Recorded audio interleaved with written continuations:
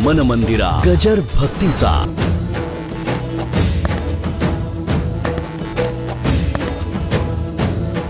झाडं सुद्धा ओलाव्याशिवाय जगू शकत नाहीत.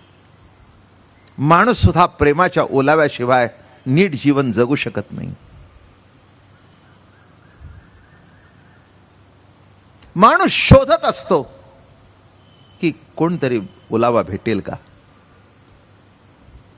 पत्नीत शोधू, पतीमध्ये शोधू, मित्रमैत्रिणीमध्ये शोधू, आणि कोणी नाही भेटलं तर कुत्र्यात शोधू.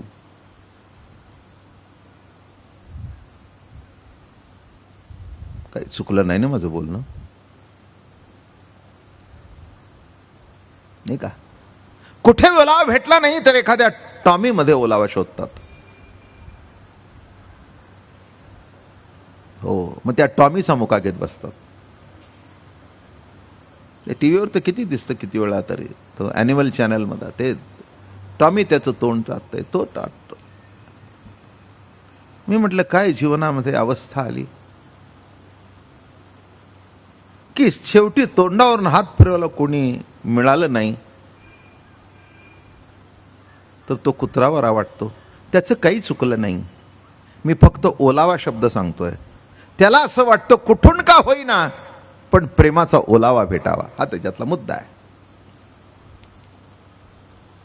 नाही का. इथे कुणाला नको आहे प्रेमाचा ओलावा? कुणाला नको आहे?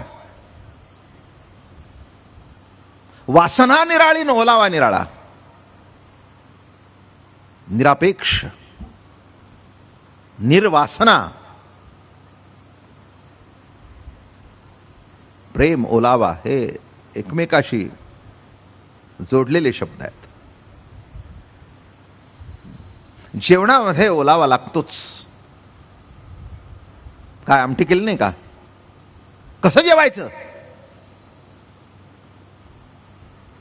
बरं का. तो ओलावा नसेल तर घास घशात अडकतो. जीवनामध्ये प्रेम नसेल तर जीवन सुद्धा घशात अडकतं.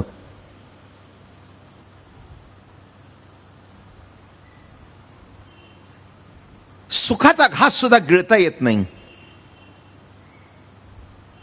वस्तू दिली, दागिने दिले, घर दिलं, दार दिलं, पण ओलावा दिला नाही.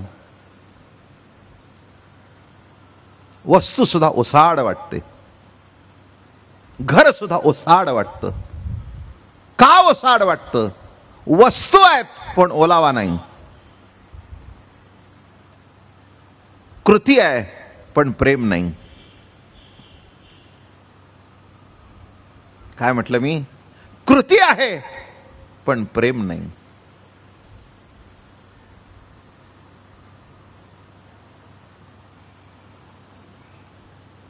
एक साधी घटना सुद्धा जीवनामध्ये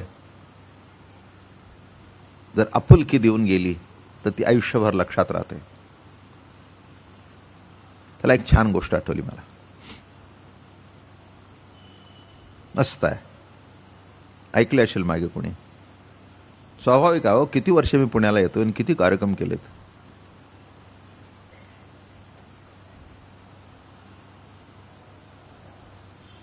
त्रेसष्ट 64 पहिल्यांदा सुरुवातीला कार्यक्रम सुरू झाले माझे पुण्याला. आज किती वर्ष झाली? 73, 83, 93, 40, 43 वर्ष झाली. किती कार्यक्रम झाले. ज्यांनी पहिले माझे कार्यक्रम ऐकले ते 18-19 वर्षाचे होते. आता त्यांनी 60 ओलांडली. मी 70च्या पुढे गेलो. पण फार गोड दृष्टांत आहे.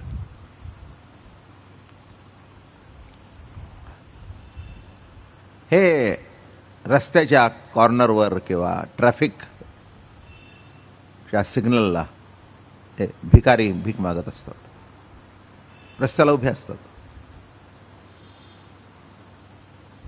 काही माणसं देतात, काही माणसं देत नाहीत. एक मनुष्य आपला उभा राहिला होता, भिकारी.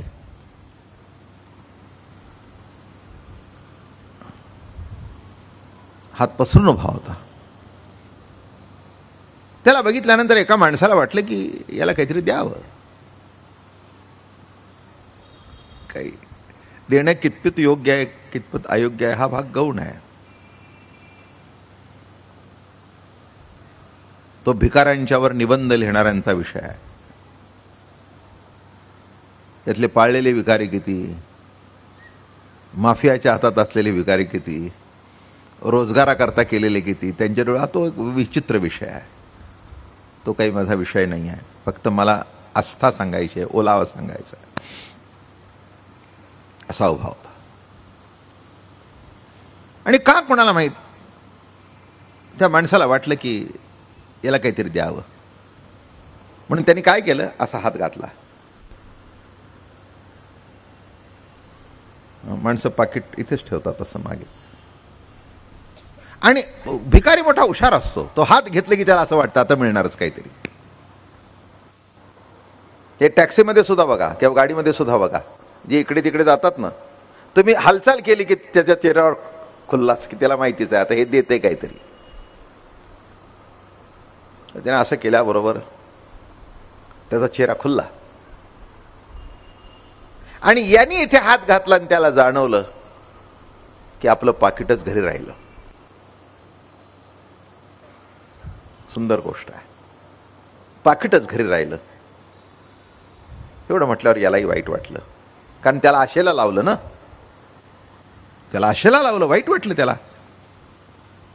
त्याला वाटलं आता हे चुकलं आपलं, सरळ गेलो असतो तर बरं झालं असतं. आपणच काय, हजारो माणसं त्याच्या अंगावरून जातात, त्याला माणसं अंगावरून जायची न देता सवय होते, पण आपण त्याला उगीच. त्याचा चेहरा किती खुलला. आणि मग आता काय करावं. जवळ गेला, त्याचा हात हातात घेतला. चांगला माणूस होता. म्हणे माफ करा मला, मी तुला आशेला लावलं. काहीतरी 2-5 रुपये मी देणार होतो, पण खरं सांगू का, माझं पाकिट घरी राहिलं.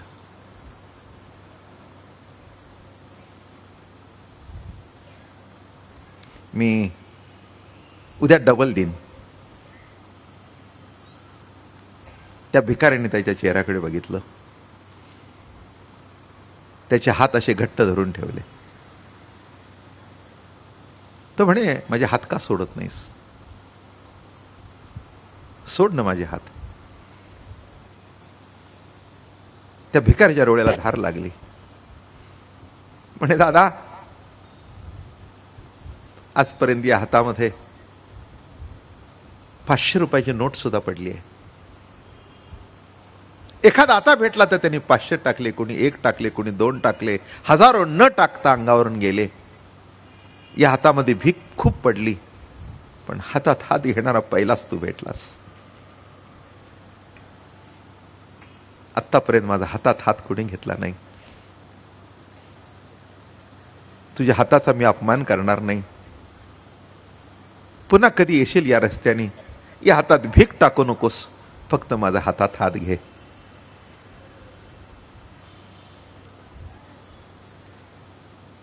आस्थेची सद्भावा आतू धर्म करी राणीवा. मन ओलावा. जीवनामध्ये हात झिडकणारे भेटतात, पण हातात हात घेणारा. त्या भिकाऱ्याने ते हात घेतले, त्या हाताचं चुंबन घेतलं, ते हात कपाळाला लावले. 40 वर्ष झाली भीक मागतोय, पण हात तूच घेतलेत. तसं जीवनामध्ये अनेक माणसं भेटतात. जीवनाच्या रस्त्यावरच आपण उभे आहोत, आपण सुद्धा भिकारीच आहोत. कोणीतरी आपल्यावर प्रेम करावं, कोणीतरी आपल्याला जिव्हाळा दाखवावा, आपुलकी दाखवावी. पण जीवनामध्ये एखादाच भेटतो की जो खऱ्या अर्थाने हातात हात घेतो. एवढंच सांगायचं आहे, जो खऱ्या अर्थाने हातात हात घेतो त्याचा हात झिडकारू नका, कारण तो हात गेल्यानंतर पुन्हा तसा हात भेटणार नाही. मन ओलावा विवेकास. ज्या हातामध्ये ओलावा आहे, ज्या हातामध्ये प्रेम आहे, ज्या हातामध्ये आस्था आहे. हो, लग्नामध्ये पती पत्नी हातात हात घेतात, ओलावाच असतो असं समजण्याची गरज नाही. क्षमा करा मला. लग्न ठरलं, हात घेतला, याने घेतला, तिने घेतला.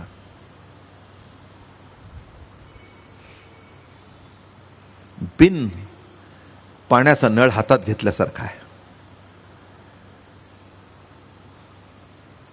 नळ धरलाय पण पाणी नाही, हात धरलाय पण ओलावा नाही.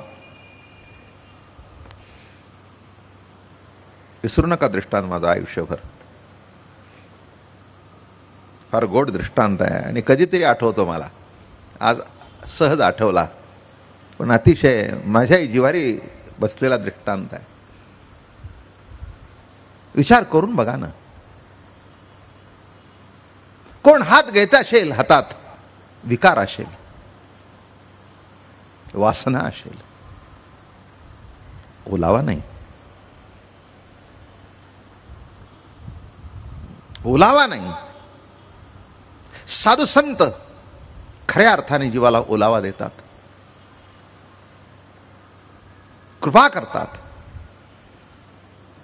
आशीर्वाद देतात. त्या ओलाव्याने जीवन पालटतं.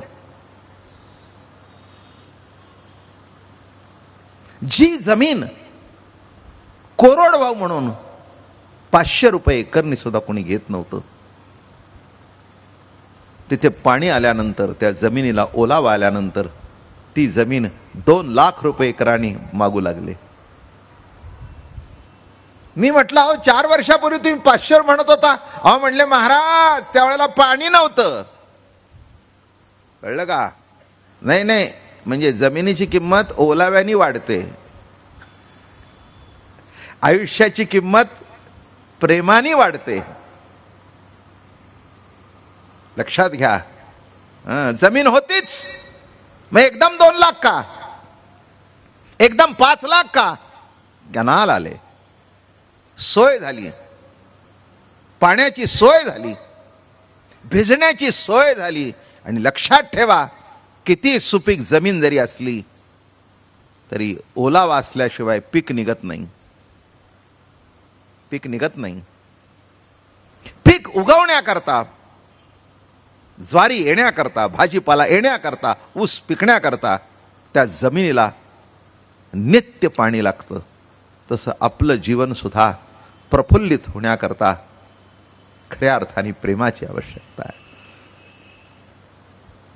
जयाच्या मन ओलावा विवेकासी.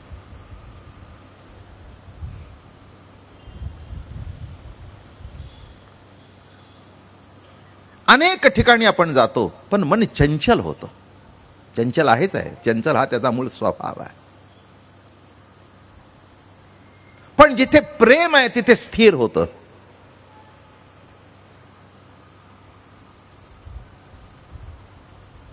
आपण कुठेही असू दे जगाच्या पातळीवर, पण ज्या व्यक्तीवर आपलं प्रेम आहे त्याचं स्मरण सतत असतं. तुमचं कसं आहे माहिती नाही, पण माझा अनुभव मात्र आता असा आहे. आणि माझा अनुभव आहे तसाच तुमचा असेल ना. आपण माणसं आहोत शेवटी. निराळं काय असणार नाही का? ज्या व्यक्तीवर खरं प्रेम आहे तुमचं, त्याचं कुठे गेला तरी स्मरण असतंच ना, नाही का? दुसऱ्याने फोन केला तर वाटतं काय किटकिट आहे, आणि त्याचा फोन नाही आला तर वाट बघत बसता ना. का? प्रेम. का? ओलावा. त्याच्या शब्दातून ओलावा, त्याच्या असण्यातून ओलावा, त्याच्या दिसण्यातून ओलावा, त्याच्याशी बोलण्यातून ओलावा. शेवटी काय पाहिजे माणसाला, नाही का? हो, आई वडिलांना सुद्धा वय झाल्यानंतर काय लागतं? जेवण जास्ती लागत नाही. ज्या वयात पचत नाही तिथे किती खाणार? पण लागतं फक्त ओलावा. तोच आज कळेनासा झालाय. म्हणून वृद्धाश्रम खूपच वाढले.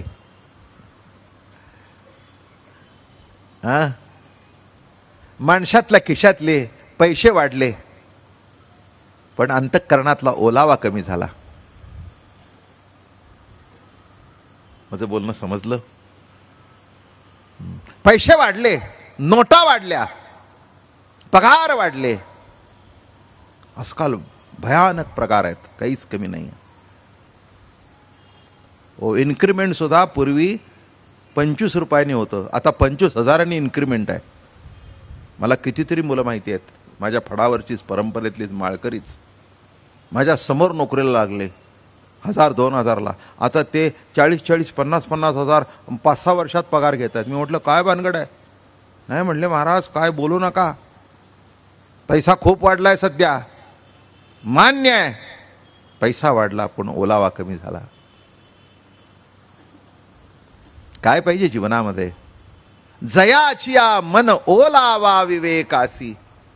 जाऊ द्या, पुष्कळ सांगण्यासारखं आहे. असे जे संत, ही लक्षणं कोणाची आहेत? साधूची आहेत. मन ओलावा विवेकासी. विवेक शब्दाचा अर्थ आहे की विचारांचा परिपाक. आता विचार करण्यासारखं काही शिल्लक राहिलेलं नाही. विचारांचा परिपाक, शेवटची अवस्था. विचार म्हटल्यानंतर अविचार आला. आता काही विचार करायचा नाही आहे, परिपूर्ण विवेक. म्हणून ज्ञानोबारायचं एका ठिकाणी वर्णन केले जनाबाईंनी. विवेक सागर सखा माझा ज्ञानेश्वर. विवेक सागर, विवेकाचा सागर, विचाराचा नाही.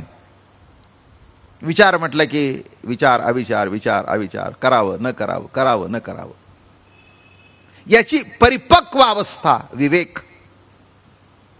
निश्चिंती, विचाराला आलेली निश्चिंती म्हणजे विवेक. आता काही पुन्हा इकडे तिकडे जाण्याची काही गरज नाही आहे.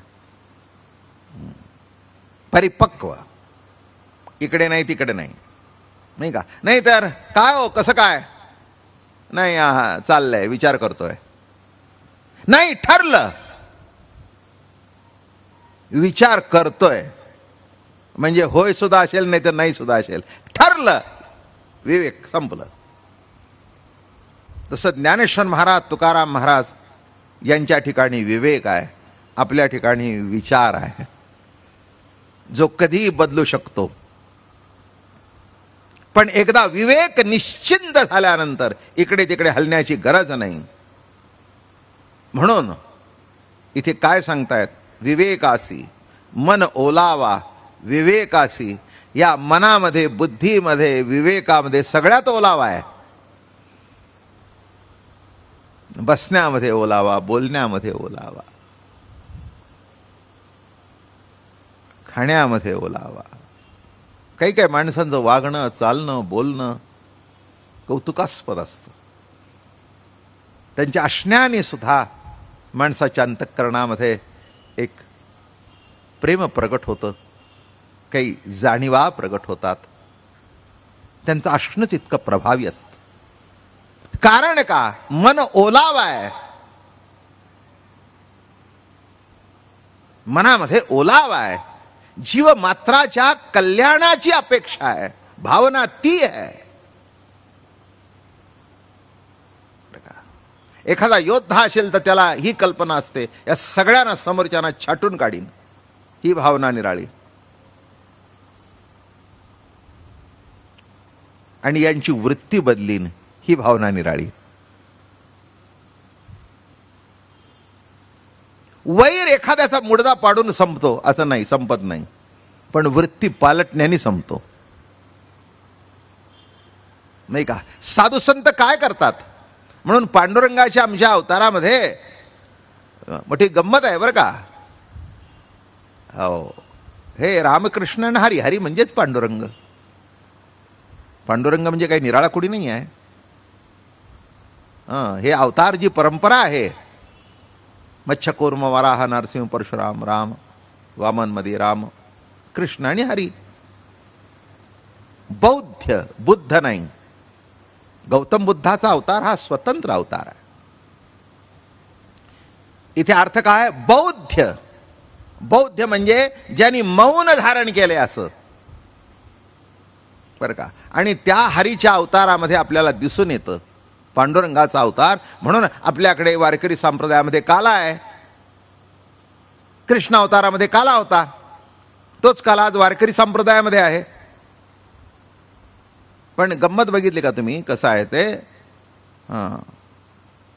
कृष्ण अवतारामध्ये, राम अवतारामध्ये धनुष्य हातात होता ना. मागच्याही परशुराम अवतारामध्ये सगळी म्हणजे मारामारी, हाणामारी, काटछाट सगळं आहे. राम अवतारामध्ये होतच, कृष्ण अवतारामध्ये होतच. म्हणजे कृष्ण अवतारापर्यंत उद्धार कसा होता? शिशुपालाचाही उद्धार झाला पण कापून. रावणाचाही उद्धार झाला पण कापून. तोच पांडुरंगा अवतार जेव्हा आले पंढरपूरला, गोकुळाहुनी केले येणे, या अवतारात हातामध्ये कोणतंही शस्त्र नाही, कटावर करायत. कटावरी कर भिवरा तीर, वाळवंटी संत शोभा शोभा, हरी काहो विटेवरी उभा उभा, देव काहो विटेवरी उभा उभा. कटावर करायत. मन मंदिरा गजर भक्तीचा.